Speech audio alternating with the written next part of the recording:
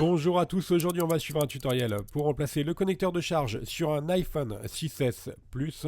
Donc pour suivre ce tutoriel, vous aurez besoin de trois choses, bien sûr, de la pièce détachée, du kit d'outils et enfin du patron d'aide au montage qui est offert avec votre commande. On va commencer par la pièce détachée, elle comprend le connecteur de charge, donc Lightning, la prise jack, deux micros et le connecteur d'antenne GSM. Pour faire le démontage, vous aurez besoin bien sûr du kit d'outils. Nous, on a un kit d'outils avec des outils que l'on a spécialement sélectionnés. Et ils sont également disponibles dans un kit prêt à réparer qui comprend en plus du kit d'outils la pièce détachée, le patron adhésif, un manuel de réparation complet et le kit d'outils. Enfin, vous aurez besoin également du patron d'aide au montage qui est offert avec votre commande. Enfin, n'oubliez pas que vous bénéficiez de 10% de remise avec le code YouTube sur notre site internet. C'est une réparation qui est assez simple, il faut compter environ 15 minutes et la difficulté est notée 2 sur 5 sur notre site. Pour commencer, on va bien vérifier que l'on a un 6S Plus. On va regarder au dos et le numéro de modèle doit correspondre à 1634, 1687 ou 1699. Voilà, si c'est le cas, vous avez bien un 6S Plus. Avant toute réparation, bien sûr, on va éteindre le téléphone. Ensuite, on va procéder à l'ouverture de l'iPhone 6S Plus. C'est toujours la même chose, on enlève les deux vis qui sont à droite et à gauche du connecteur de charge. Donc ce sont des vis Pentalobe, elles sont en forme d'étoile et elles sont notées A1 et A2 sur le patron des deux montages. Une fois qu'on a retiré ces vis, on va apposer la ventouse juste au-dessus du bouton Home. On va tirer légèrement sur la ventouse jusqu'à l'apparition d'un jour. Dès qu'il y a un jour qui est créé, on va avec la spatule verte la placer entre le châssis et la vitre. Et ensuite, on n'a plus qu'à décoller l'écran qui est légèrement collé sur tout le contour. Il est collé et clipsé. On le déclipse sur tout le contour. En bas, à droite et à gauche. Alors faites attention à ne pas trop faire levier. La vitre étant assez grande, elle est relativement fragile et il ne faut pas faire de torsion trop importante. Voilà. Mais juste avec l'outil, voilà, on passe sur 1 ou 2 mm. Et vous allez entendre, normalement ça se déclipse tout seul. Ce qu'il ne faut pas faire, c'est faire levier. Il faut juste le déclipser. Voilà, maintenant on relève l'écran. Attention, pas à plus de 90 degrés, celui-ci étant toujours relié à la carte mère.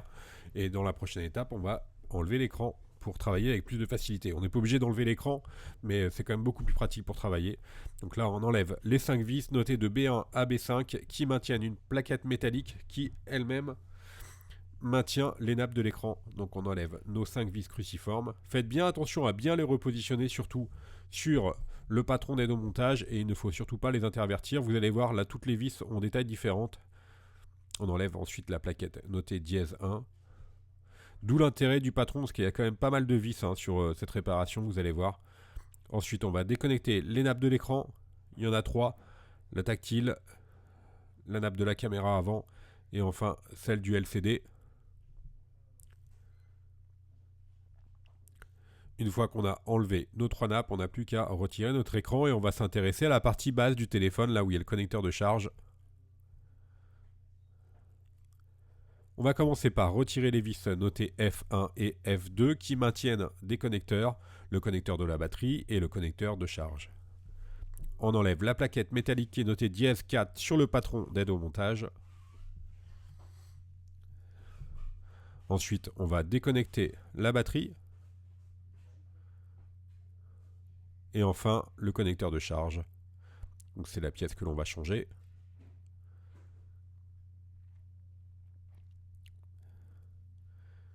Et le connecteur de charge, ensuite, il est légèrement collé sur le bloc haut-parleur. Donc on va le décoller.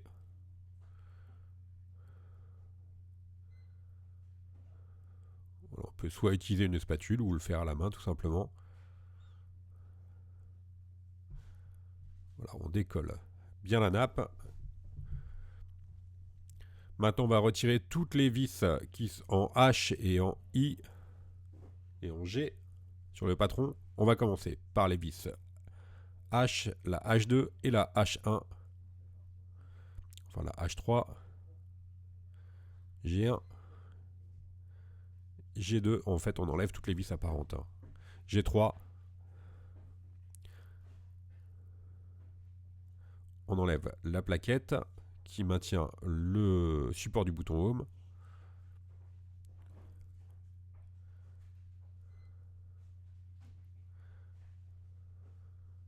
Donc là voilà, on enlève toutes les vis. Par contre, faites vraiment bien attention, hein, elles ne font pas la même taille. Maintenant, on déconnecte le vibreur Taptic Engine en fait. Hein. C'est le qui fait des fonctions en plus qu'un vibreur classique.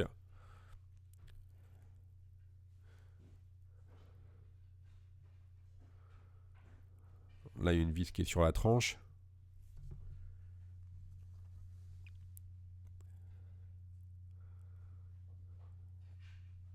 La deuxième. Maintenant, on peut déconnecter le câble coaxial.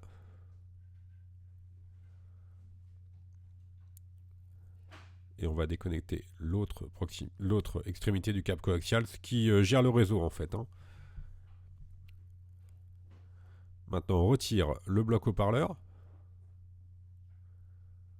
Et vous avez vu, on va le laisser accroché. Il est toujours accroché sur un petit câble coaxial qui en fait va se relier sur la carte mère un petit peu plus loin. Donc on le laisse comme ça de côté, toujours attaché. Il laisse apparaître une dernière vis qui est la I7. Maintenant, on va décoller le connecteur de charge du châssis.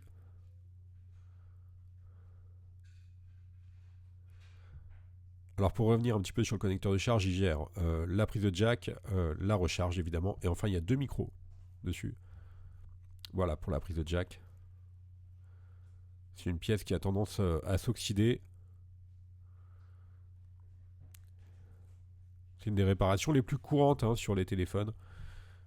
Si votre téléphone ne charge pas, si il a des problèmes en son notamment. Ça vient souvent de là. On enlève le micro. On a déclipsé le micro et ensuite on va tirer vers le haut délicatement pour déloger la prise dock. Voilà, la partie démontage est maintenant terminée. On va passer à la partie remontage. On va prendre notre nouveau dock, donc qui est à gauche, et l'ancien, on va récupérer quelques éléments sur l'ancien pour le mettre sur le nouveau. Ça, c'est le cache de la prise Lightning qui permet d'assurer une bonne étanchéité à la poussière et également à l'eau parce que le 6S, la série du 6S, 6S et 6S Plus résiste assez bien à l'eau. On enlève les protections, les autocollants.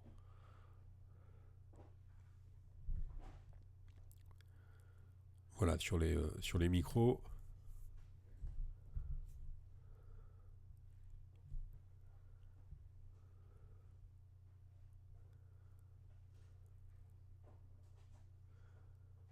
On reclipse, on va remettre dans son emplacement d'origine la prise de jack. Voilà. On va faire de même pour la prise Lightning.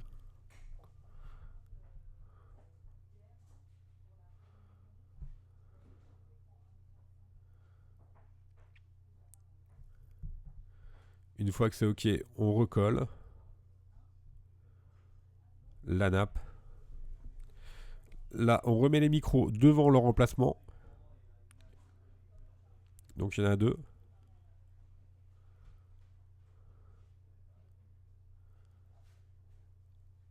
Et on va remettre les vis qui étaient sur la tranche.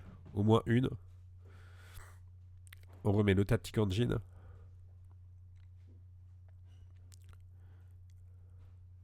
Alors, suivez bien les étapes hein, pour les vis. C'est important de les remettre dans le bon ordre.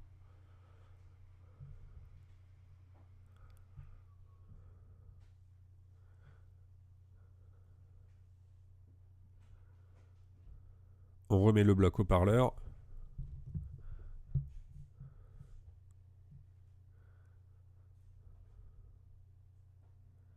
On reclipse le câble coaxial en commençant par celui qui était sur la nappe. On remet la plaquette dièse 5. Maintenant, on n'a plus qu'à revisser. G2, G3, la série DH également. Donc vous avez vu, hein, il y a quand même pas mal de vis. C'est important à cette étape-là, une fois qu'on aura vissé, de faire un test avec un casque audio par exemple, pour voir si ça s'insère correctement. Et également avec un câble de recharge, sans le recharger, hein, mais juste pour voir si tout s'insère correctement. On enlève la dernière protection et on va refixer. Alors, il y a un petit peu de mousse qui nous gêne, qui est sur le connecteur. On reclipse le connecteur de charge.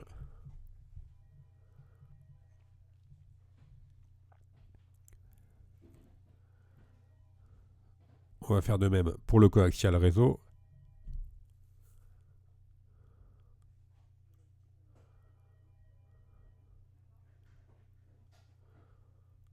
On remet le connecteur de la batterie.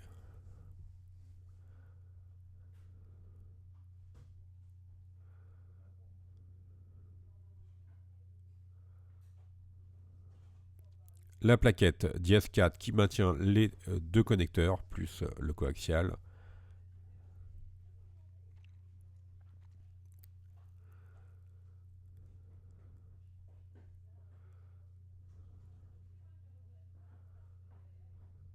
Maintenant, on n'a plus qu'à remettre notre écran. Il y a 3 nappes. On va commencer par celle de la FaceTime qui est complètement à droite. Pour finir sur le tactile et enfin le LCD. Voilà, vérifiez bien qu'elles sont correctement connectées. Ça fait pas un clip très très franc. Donc c'est des fois pas évident à voir. De toute façon, vous allez le revoir au remontage quand vous allez le rallumer. Si jamais vous avez des stries sur l'écran ou le tactile ne marche pas très bien, c'est tout simplement que vous avez mal reconnecté les nappes. Là, on remet la plaquette notée dièse 1 et nos 5 vis.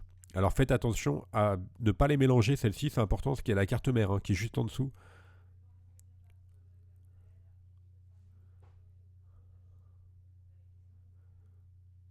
Voilà pour la dernière. On n'a plus qu'à refermer notre écran. On commence par le clipser sur le haut. Voilà. Et ensuite, on fait pression sur les côtés.